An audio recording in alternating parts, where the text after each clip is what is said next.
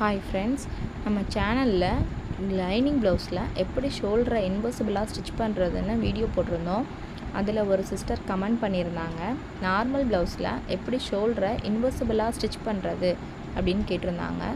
இப்போ நம்ம நார்மல் ப்ளவுஸில் ஷோல்டரை இன்வெர்சிபிளாக ஸ்டிச் பண்ண போகிறோம்.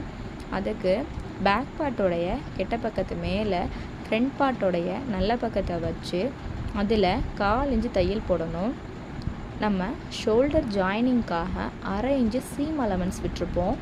இப்போ நம்ம 1/4 இன்ச்சு தைச்சிட்டோம். இதை அப்படியே உல்ட்டாவாக திருப்பணும் அப்படின்னா பிசுறு நமக்கு கொஞ்சம் கூட வெளியில் தெரியாது. இதை அப்படியே மடித்து 1/4 இன்ச்சு தையல் போடணும்.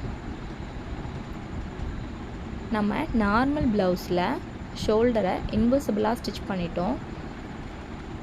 பார்த்தோம் அப்படின்னா எந்த ஒரு பிசுறுமே நமக்கு வெளியில் தெரியலை. நீட் ஃபினிஷிங்கில் கிடச்சிரும். இந்த மாதிரி இன்ட்ரெஸ்டிங்கான வீடியோஸ் வேணும் அப்படின்னா நம்ம சேனலை லைக் பண்ணுங்கள், கமெண்ட் பண்ணுங்கள், ஷேர் பண்ணுங்கள், மறக்காமல் சப்ஸ்கிரைப் பண்ணுங்கள்.